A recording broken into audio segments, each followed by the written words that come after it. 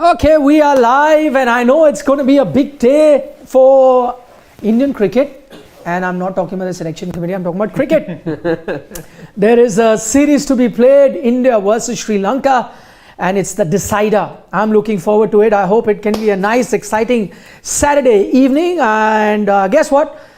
You've got the match to watch, but you've also got us to give you company, and we'll be there before the match, mid-innings, post-innings, to take in your questions and also share some of our observations. But that's going to be coming up a little later. That's coming up at 6:30. Once the toss is done, we'll be with our usual programming called Match Day, where we'll talk about what's going to happen with the match and any 11 changes in the 11, right decisions or not, as Shane is agreeing with everything that I'm saying. Let's get to what we are discussing here, and that is briefly, you've heard it on Sports Today. Both Shane and Harshit broke that bit of news where you finally have your selection committee.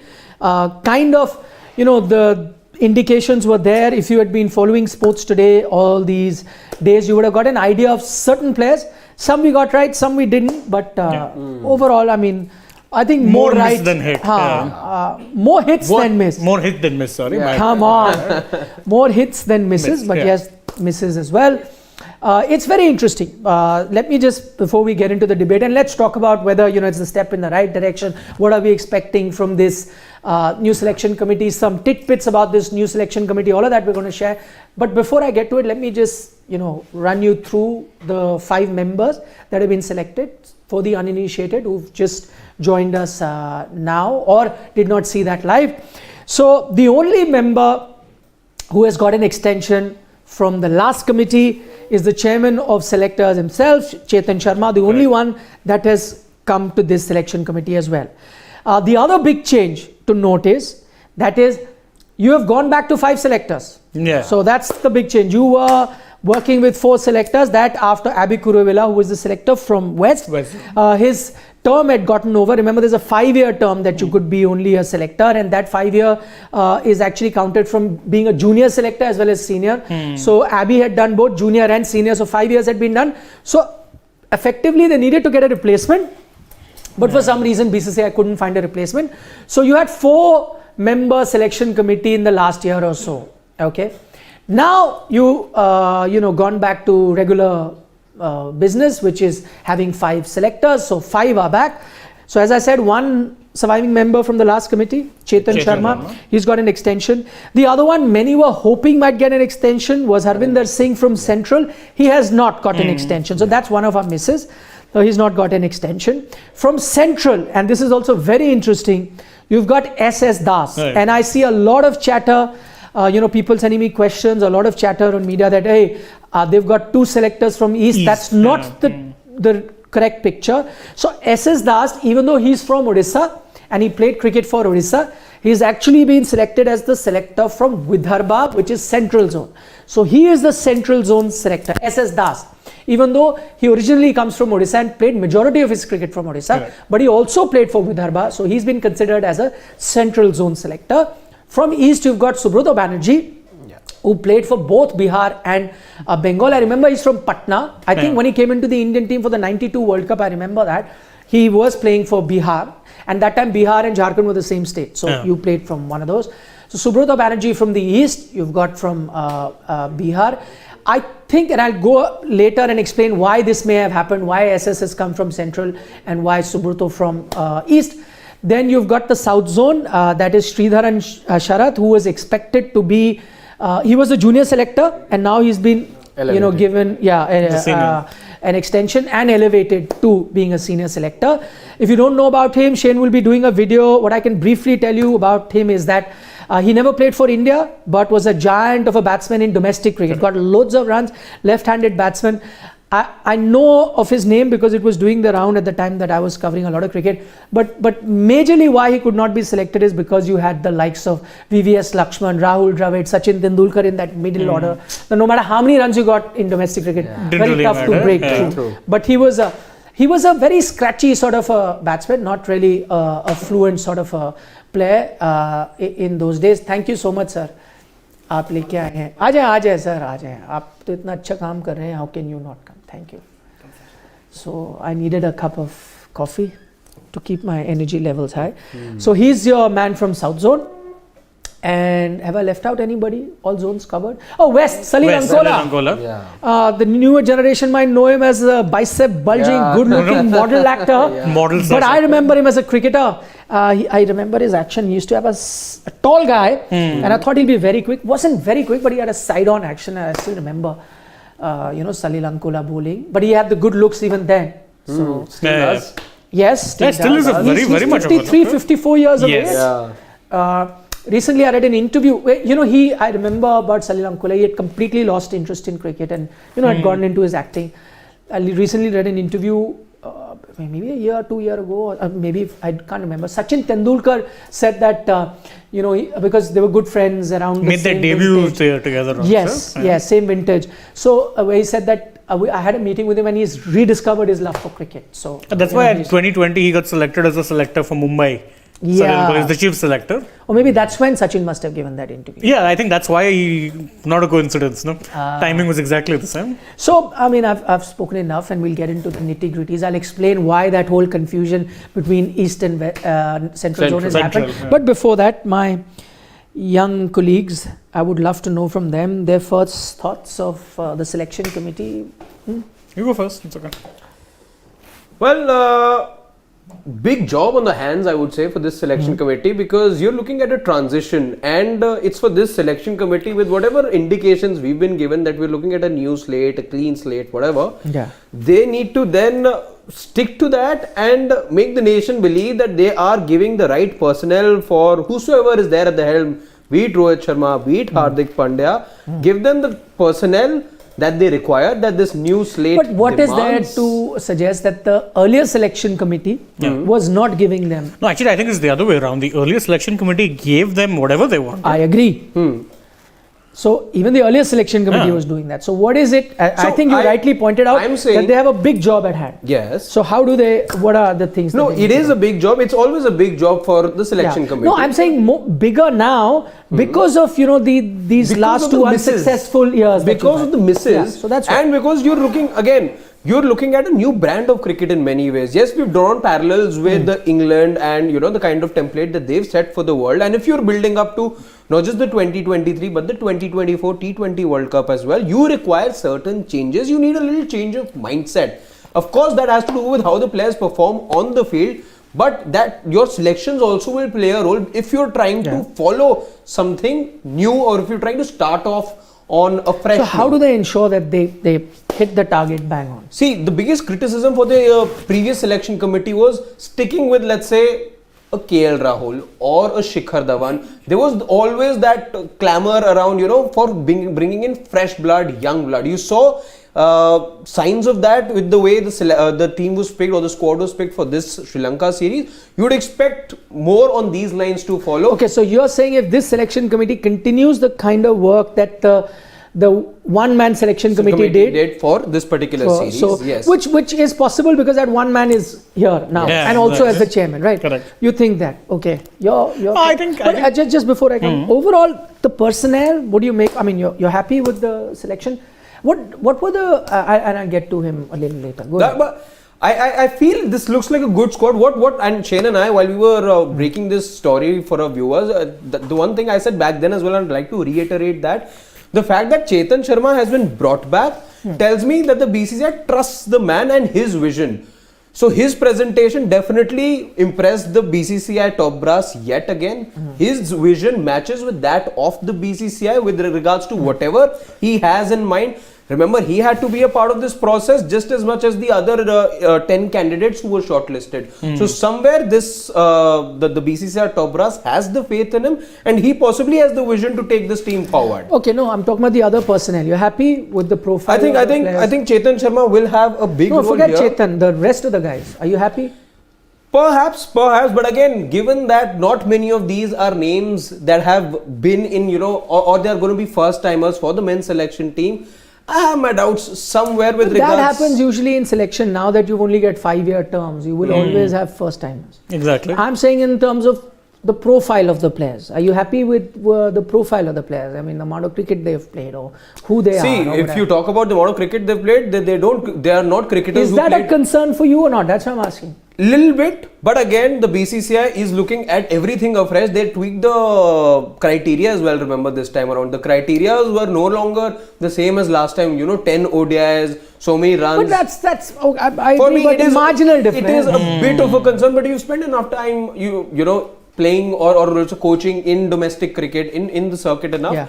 Think it should be good. Okay, you No, I are agree. worried I'm because very, a lot very- of people will say that they're not big names. So, No, I'm actually happy with that they're looking at people who've had spent good time in domestic cricket. I think these people would actually then appreciate those who perform heavily in domestic cricket. We keep saying we should give domestic cricket more importance. We need to make it matter again. Then what better way than bring in people who've spent that much time in domestic cricket?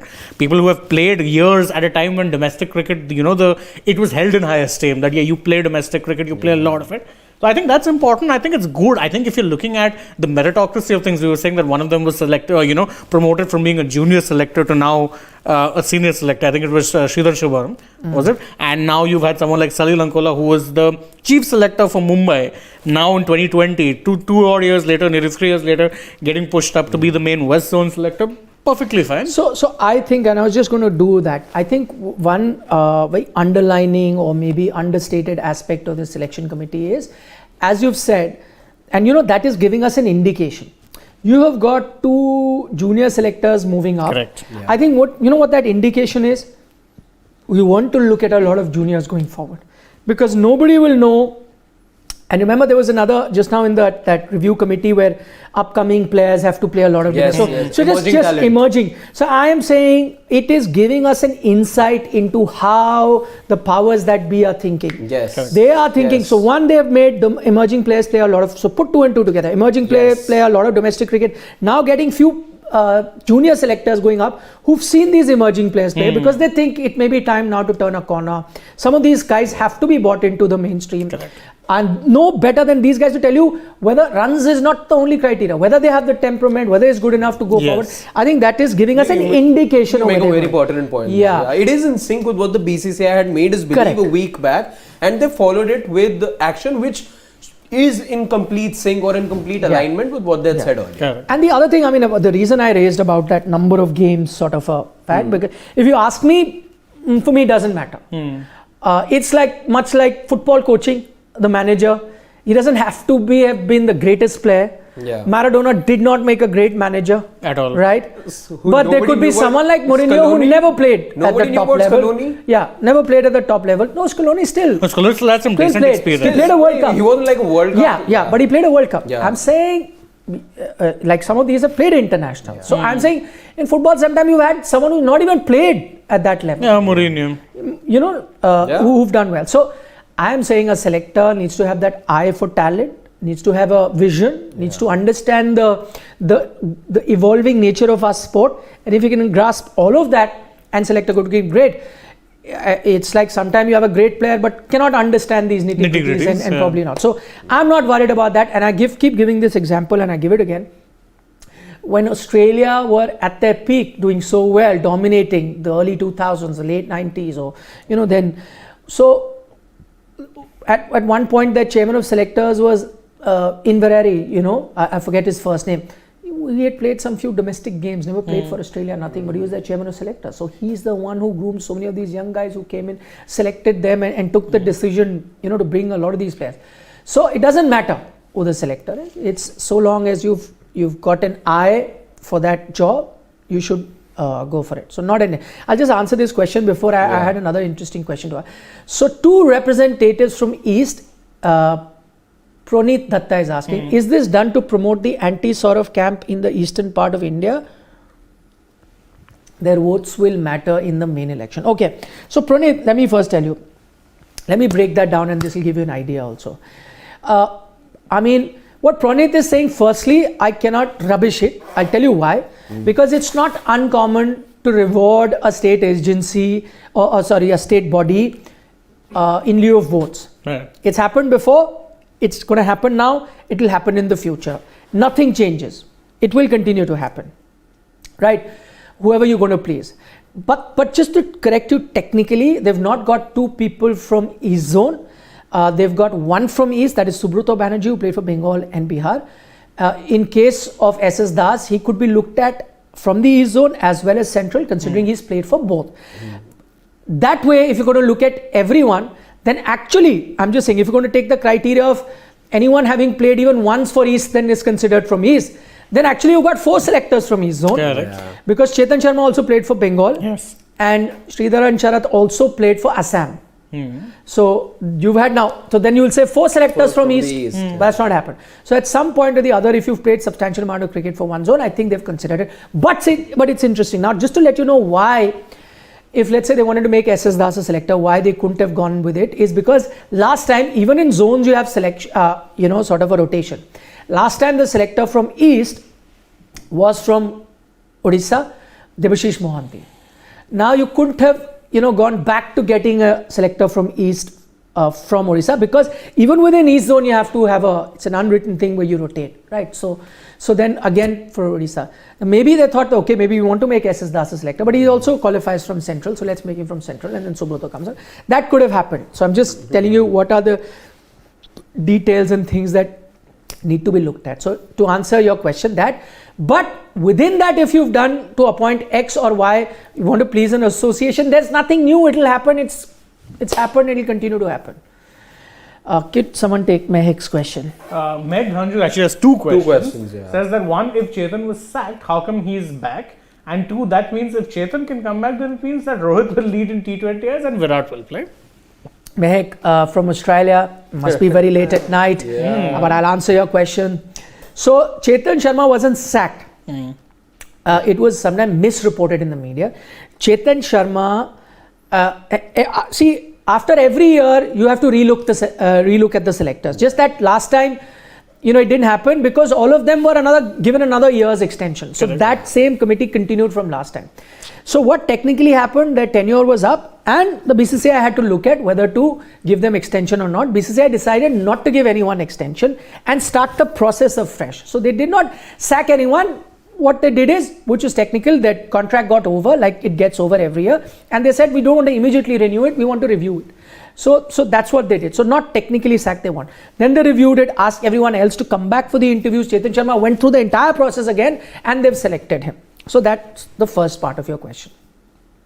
Second says, he says, so if Chetan can come back, then it means Rohit will lead in T20s and Virat will play. Mehek, I wouldn't be too sure about it. The kind of feeling that I'm getting, and also you're assuming that Chetan Sharma was pro, Rohit captaining and Virat playing. You're assuming that. There are lots of different parts to that wheel, right? So it's not just that. So firstly, that's an assumption, and if I can share some inside knowledge with you, that assumption may not be true. And believe you me, in fact, it tells me to the contrary. If Chetan Sharma is back, most likely you might not see, and I'm saying this on record, you might not see Rohit Sharma lead in T20s or Virat come back. Not immediately at least. What happens 6 months down the line, I don't know. Not immediately. You will not see both those things happen. I don't think I could have answered it more emphatically than that. So no ambiguity of directly. Yeah, one thing I want to know from you, Shane, before we go. There were a few questions that were asked of these selectors in the interview, right? Some specific questions. Yes. Do you know of those? I remember doing some research for that. I had to do a video on that. So it was, I think one was which under-19 cricketers from the 2022 batch do you think would be ready to play for India right now? What is that telling you? Something that I had told you initially. They're looking at long term. Now, don't add 2 into 2, add 2 into 2 into 2. No, there's one more. They also asked who do you think would be looking at, who you'd be looking at, or what do you do to increase the long-term talent pool for spinners in India? They know there's a dearth of spinners right now. Then that also tells the story. Yeah. Though to be fair, that's glaring. These are also questions which not necessarily. Sometimes, let's suppose if I'm a guy who's interviewing you, these are also sometimes hypothetical questions and may not be in tune with reality. Like I just create just to see your opinion. Yeah, but the biggest clincher and the biggest question was, what sort of a 3-year contingency plan would you come up with in the case of Rohit Sharma retiring as captain from all formats? All formats. No, but that's not a long-term surprising. 3-year succession. That's Because he not was always a surprising. short-term option. No, not truth short be term told. also. He's 35, 36, whatever. Yeah, exactly. So 3 years down the line, 39. Obviously, even Rohit, if you asked him, he'll say, I'm not I really won't playing probably be for-" playing at that point. So that's also, but all it's telling you, that the larger picture is what it's telling you. If you look at everything that we've told you, you can sense what the BCCI is thinking. It's time to go forward. It's time to go with the young absolutely. When you look at question 1 and 3, which Shane pointed out, yes, of course, that tells that to you big time. There's no need to further dissect that. But that second question also sort of tells me a story that yes, when you look back at how things went in the 2021 T20 World Cup and this time around as well, and the fact that your spinners haven't really been rewarding you the way the opposition spinners have been rewarding is a matter of concern for Indian cricket. No, it is. That I mean, because if you remember, if you look back at 2021, who are the spinners brought in there? Rahul Chahar, Varun Chakravarti, nowhere in the scheme of things, nowhere. Yeah. And just to add to that, something that I forgot to tell you, because a lot of said that only Chetan has been given extension. Just to make it very clear, nobody else could have been given an extension other than Harvinder Singh. So remember, there were only 4 selectors left. You had to pick 5. Out of those 4, 2 had finished their 5 years. That is Debashish Mohanty and Sunil Joshi. 5 years, it's counting both being junior selector as well as senior. So if you've done 5 years, then you cannot be given an extension. So on that front, both Sunil Joshi and Debashish Mohanty couldn't have been given extension. That just left you with Chetan Sharma and Harvinder. And what they've done is gone with Chetan and not gone with Harvinder. So the only unlucky one in that sense not to have got an extension is that. But the bigger question before we wrap up, many people are going to say that fine, you've only got one selector from the past, but he's the chairman of selectors at that time. He's the chairman of selector of now. And whilst he was selector, 2 of your T20 World Cups were disastrous. So why have you continued with him? What are you going to say to that? Like I said earlier, I think there is some sync, there is some match or an overlap, let's say, a welcome overlap, I would say, between, let's say, the vision that that Chetan Sharma has and the BCCI top brass. I see no other reason. There is a roadmap, whatever in his presentation he must have said, there is a vision, a roadmap which he's laid out very clearly, which the BCCI likes and wants to persist with. No, I agree. I think maybe they're looking... So you're okay with Chetan? You're not one of those who will question that why? His reappointment tells that to me. That's what but are you okay? I'm asking you. Forget what BCCI is saying. You okay? I'm okay. Why? Because despite the twin failures, let's say. Not just the failures, the way or the manner in which, let's say, we got humiliated, let's say, and the nature of our exits from the 2 World Cups. Even after that, yes, there is some change that you sense, that you see. So here then you're already. okay with that? I am okay. I am Also, okay because I'm seeing a change already. Also, I think the issues which the team are facing, I don't think it's just down to the selection committee. I think it's a bigger picture problem, and that is something that needs to be fixed at a larger scale, not just... Without naming players, because they don't need to be named, but if your players perform all through the year in bilaterals, in T20, in the most premier T20 league of the world, if they're performing there but not on bigger occasions there, you can't really blame the selectors for that. Good players who've been around. There were mistakes that the selection committee also made, and we were criticizing that players don't perform, and then and yet you're persisting with them. So question we ask. I think, just to sum up, because we're now going to end this stream and get to the match stream, I think what the difference, and just answering that question, because a lot of people ask, same chairman of selector continuing, so what have you really changed? I think what has changed is, this is my feeling and whatever I'm observing or getting to know. Previously, Chetan Sharma was being the chairman of selectors, but doing what was asked of him by maybe captain and coach. Now you're going to see Chetan Sharma being his own man and doing things that he thinks are right, and may not be, I'm not saying completely ignore what the captain coach are saying, but also having a very firm opinion and decision making. He might do that. I think that is going to be the big difference. We'll know the proof of the pudding is in its eating, so we'll eat it as the year goes along. You've got a World Cup. So I mean, to be fair, right now it's just being made. So the starting it is just starting. Talk about puddings, who knows better than Shane Dias. For the moment, signing off on this debate. I hope you enjoyed it. If you did, do give us a like on that video and share it with your friends. For the moment, we're only signing off to catch up with you again in exactly 2 minutes from now, because the toss has happened. India has won the toss, playing 11, all the things about the game that's coming your way in 2 minutes from now. Bye-bye from us.